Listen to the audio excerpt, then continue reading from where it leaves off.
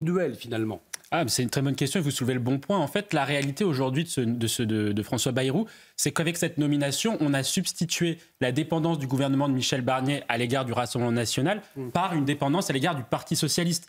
Seulement, d'un côté, vous avez le Rassemblement national qui pèse 11 millions d'électeurs avec des attentes qui sont très concrètes sur les questions migratoires, les questions sécuritaires et les questions économiques par l'intermédiaire du pouvoir d'achat. Mais de l'autre, le Parti socialiste n'incarne véritablement pas réellement les grandes attentes des Français. Il faut rappeler quand même que le Parti socialiste, c'est 1,7% à la dernière élection présidentielle avec la candidature d'Anne Hidalgo. C'était 5% avec celle de Benoît Hamon. Donc on a là un parti, le Parti socialiste, qui revient au milieu de l'arène politique, alors même qu'il n'a pas de légitimité démocratique suffisante. Et donc on se retrouve avec une question qui est assez simple. C'est des gens qui nous ont expliqué qu'il fallait une légitimité démocratique forte pour pouvoir participer à un gouvernement ou non, pour pouvoir conduire les affaires de la France, se retrouvent sans légitimité à devoir justement à mettre une épée de Damoclès sur la tête du gouvernement. Ouais. Et donc vous avez de l'autre côté les Républicains qui sont face à cela effectivement tiraillés entre le fait effectivement d'être dans la crédibilité, dans la responsabilité gouvernementale, mais de l'autre de ne pas appuyer un gouvernement qui pourrait effectivement donner des gages à la gauche, notamment sur les questions économiques. Il suffirait de voir les votes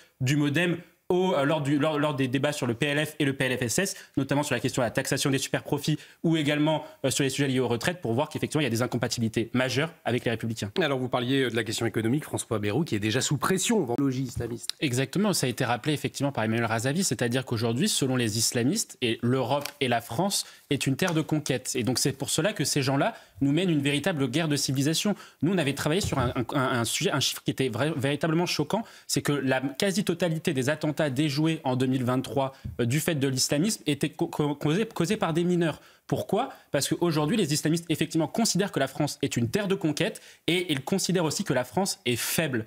Elle est faible parce que, justement, nous avons des failles en termes d'état de droit, notamment face aux islamistes, et en termes de justice des mineurs. Et c'est pour cela qu'ils utilisent et ils profitent, effectivement, de mineurs issus d'une immigration plus récente, notamment, mais pas forcément d'ailleurs issus de l'immigration, car ils sont beaucoup plus perméables aux messages islamistes, beaucoup plus perméables, notamment vis-à-vis de la consommation excessive de réseaux sociaux. Et donc, vous arrivez à un phénomène aujourd'hui où il y a dans nos écoles, dans nos collèges, dans nos lycées, des véritables bombes à retardement humaines. Et c'est pour cela qu'il faut véritablement sortir de cet angélisme que nous avons en France sur la question notamment des mineurs radicalisés. Et on continue de parler des islamistes, une flux migratoire vers l'Europe avec l'arrivée des islamistes au pouvoir. Non, mais elle a raison. À mon sens, elle a raison parce qu'en fait, aujourd'hui, quand on regarde la situation syrienne, on peut effectivement avoir un scénario finalement similaire à la crise de 2015, la crise migratoire de 2015, avec effectivement de nombreux réfugiés syriens ou à côté qui peuvent partir justement vers l'Europe. La différence avec le 2015, c'est qu'en fait, beaucoup de réfugiés sont déjà partis et sont déjà en Europe puisque Angela Merkel a accueilli plus de 1,5 million de migrants en une année. En 2015, on s'en souvient. Donc effectivement, on va dire que le stock, entre guillemets, de personnes qui peuvent partir est beaucoup plus faible qu'il ne l'était en 2015. Mais en revanche, est-ce que vous avez un seul exemple d'un pays qui effectivement est conquis par des islamistes où les gens reviennent ? On nous avait dit, c'est pour ça que c'est une arnaque, les gens qui nous expliquent qu'il va y avoir des retours de Syriens d'Europe qui vont revenir en Syrie, ça n'existera absolument pas. Pourquoi ? Parce qu'en fait, ça serait considéré que le seul motif pour lequel ces gens-là ont quitté la Syrie n'est que politique et que c'était effectivement la lutte contre la fuite vis-à-vis du régime de Bachar al-Assad. Or, quand vous interrogez les migrants qui sont arrivés aujourd'hui de Syrie vers l'Europe,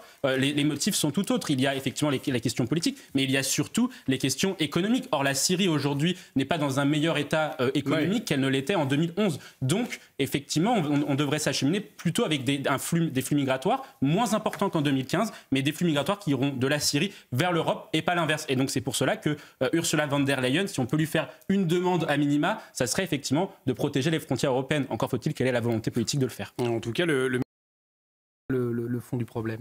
Oui, en effet, François Bayrou, il y a deux problèmes pour les Républicains vis-à-vis de François Bayrou. Le premier point, c'est qu'effectivement, il a fait perdre la droite, notamment en 2012 face à François Hollande, ce qui est quand même une rupture majeure avec le parti qu'il incarnait aujourd'hui, cette tendance UDF qu'incarnait François Bayrou. Donc c'est un peu la trahison des centristes vis-à-vis de ce qui reste, on va dire, du parti gaulliste à l'époque. Et puis le deuxième problème, c'est effectivement tous les gages qui ont été donnés successivement à la gauche, notamment sur un certain nombre de sujets d'un point de vue économique. Lorsque vous regardez, je le disais tout à l'heure, les votes du MoDem à l'Assemblée nationale et au Sénat, beaucoup d'amendements proposés par le NFP et proposés même par la France Insoumise ont été votés par le MoDem. Donc vous avez ce premier problème. Ensuite, le second point, c'est que peut-être que M. Bayrou, finalement, qui a pour mission de la part du président de la République d'élargir le socle commun, ne va pas finalement être contraint à devoir le rétrécir, puisque vous avez le problème vis-à-vis des Républicains, mais vous avez également une autre problématique qui est liée au Parti Socialiste. Oui. Or aujourd'hui, en se mettant dans la main de Olivier Faure et du Parti Socialiste, il s'est mis dans la main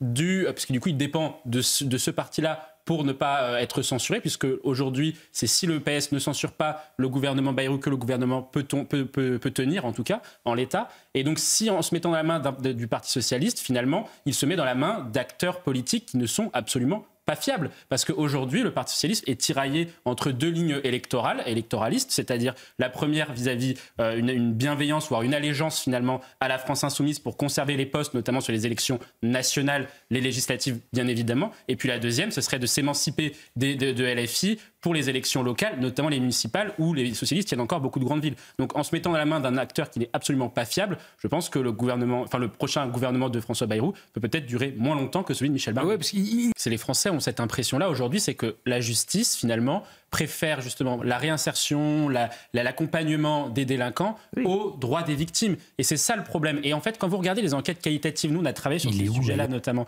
sur déjà les indices de confiance envers les administrations.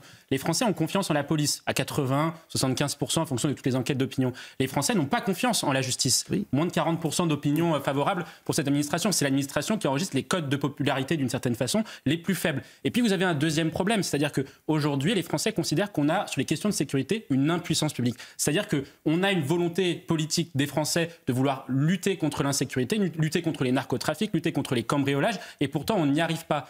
Initialement, quand vous regardez les enquêtes qualitatives, c'était plutôt les moyens de la police qui étaient jugés par les Français comme étant défaillants, c'est-à-dire qu'il n'y avait pas assez de policiers. Or, aujourd'hui, quand vous regardez les enquêtes qualitatives, les Français ne disent pas « il manque des policiers », ils disent « la justice est défaillante ». Et c'est ça aujourd'hui le problème. Or, une justice qui ne rend pas la justice au nom du peuple français est une justice qui est en train de se mettre en rupture à l'égard des Français. Je trouve que c'est très problématique. Il me semble que c'était le parquet.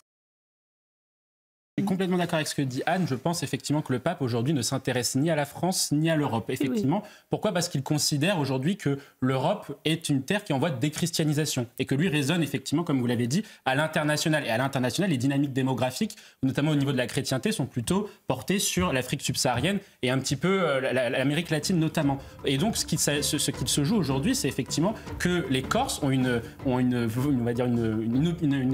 possibilité, une opportunité de pouvoir justement montrer qu'effectivement, il y a aujourd'hui, même s'il y a eu une déchristianisation très forte en France, il y a aujourd'hui une jeunesse, une partie de la population qui effectivement croit davantage au sacré, renoue avec ses traditions, n'a pas peur ne s'excuse pas pour ceux qu'ils sont, ne s'excuse pas pour ceux qu'ils croient, et donc effectivement, c'est un message qui peut être adressé à la on arrive au terme de cette émission, pas de